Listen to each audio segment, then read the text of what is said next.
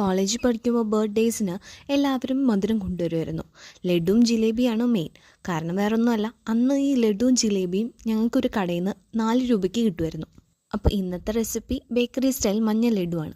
അതിന് വേണ്ടിയിട്ട് 1 കപ്പ് കടലമാവ് ഒന്ന് അരിച്ചെടുത്ത് അതിലേക്ക് കുറച്ച് ഉപ്പും കുറച്ച് മഞ്ഞൾപ്പൊടിയും ചേർത്ത് ഒന്നും കൂടെ മിക്സ് ചെയ്ത് ആവശ്യത്തിന് വെള്ളം ഒഴിച്ച് ഒരു തിക്ക് ബാറ്ററായിട്ട് നമുക്ക് കിട്ടണം.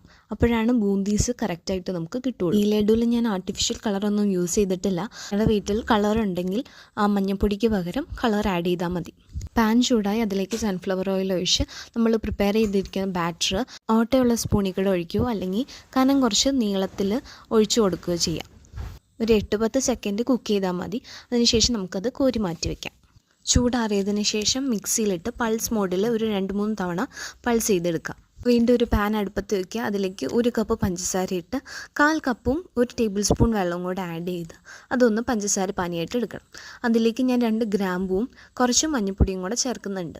മഞ്ഞൾപ്പൊടി വളരെ കുറച്ചാണ് ആഡ് ചെയ്യുന്നുള്ളൂ. അതുകൊണ്ട് അതിൻ്റെ ടേസ്റ്റ് ഒന്നും നമുക്ക് ലഡു പ്രിപ്പയർ ചെയ്യുമ്പോൾ ഉണ്ടാവില്ല. പഞ്ചസാര ഒന്ന് അലന്ന് കഴിയുമ്പോൾ നമുക്ക് പൊടിച്ചു വെച്ചിരിക്കുന്ന ഏലക്ക പൊടിയും കൂടെ ആഡ് ചെയ്ത് ഒന്ന് കുറുക്കിയെടുക്കാം. ഒരു നൂൽ പരുവൊന്നും ആവണ്ട. അതിന് മുമ്പ് നമുക്ക് ബൂന്തീസ് ആഡ് ചെയ്ത് കൊടുക്കാം.